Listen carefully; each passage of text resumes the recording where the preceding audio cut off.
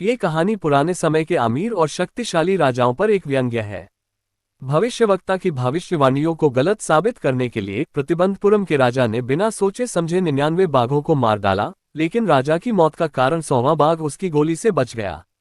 अंततः राजा को लकड़ी से बने एक निर्जीव बाघ द्वारा मार दिया जाता है। इसलिए राजा द्वारा इसे गलत साबित करने के प्रयासों के बावजूद भविष्यवाणी सच हो जाती है। प्रतिबंधपुरम के महाराजा इस कहानी के नायक हैं।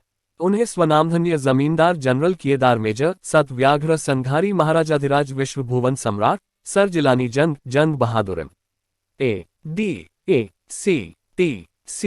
या CRC के नाम से जाना जा सकता है, पर इस नाम को अक्सर टाइगर किंग के संक्षिप्त रूप में बोला जाता है। मैं आपके सामने ये बताने के लिए उपस्थित हूँ कि क्यों वह टाइगर किंग कहलाया।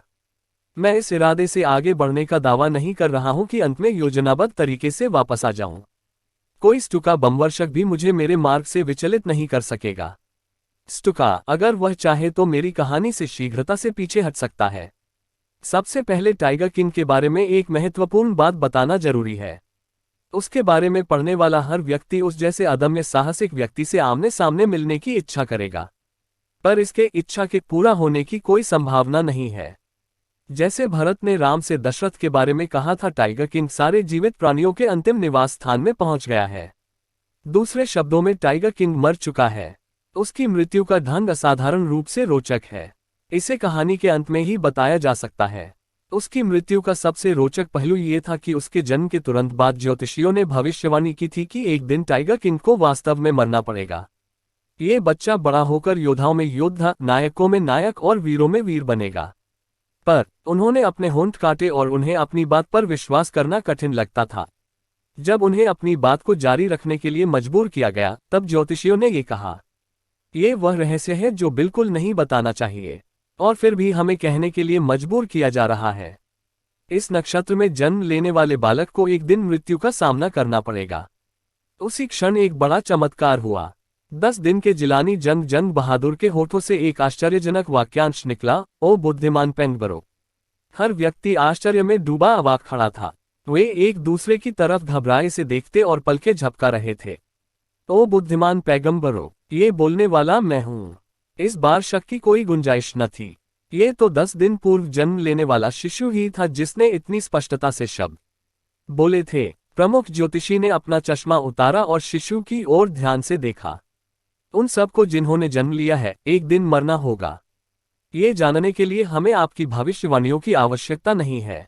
इसमें तब कई काम की बात होती अगर आप हमें मृत्यु का तरीका बता सकते। शाही शिशु ने अपनी पक्षी जैसी तीखी छोटी आवाज में ये शब्द कहे। प्रमुख ज्योतिषी ने हैरान होकर अपनी नाक पर अपनी उंगली रख ली। मात्र 10 दिन का शिशु अपने होंठ खोलकर बोलता है। यही नहीं, ये समझदारी भरे प्रश्न भी पूछता है। अविश्वसनीय, ये सत्य नहीं बल्कि युद्ध कार्यालय से निकलने वाले समाचारों जैसे लगता था। प्रमुख ज्योतिषी ने अपनी नाक से उंगली हटाए और नन्हे राजकुमार पर अपनी दृष्टि टिका दी। राजकुमार का जन्म वृषभ राशि में हुआ था। बैल और बाघ शत्रु हैं, अतः मृत्यु बाघ से आएगी, उसने समझाया।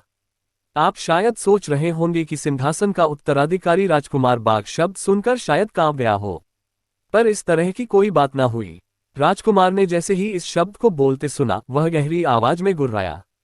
उसके होठों से भयानक शब्द निकले, बाघ सावधान हो जाएं। ये वर्णन मात्र ऐसी अफवाह है जो प्रतिबंधपुरम में फैली है, पर बाद की घटनाओं को देखकर हम इस निष्कर्ष पर पहुंच सकते हैं कि यह किसी सत्य पर आधारित थी। आगे का एक्सप्लेनेशन नेक्स्ट पार्ट में। वीडियो को लिंक डिस्क्रिप्शन में है। अगर हमारा वीडियो पसंद आया हो तो हमारे चैनल को सब्सक्राइब करें और वीडियो को लाइक करें और कमेंट करते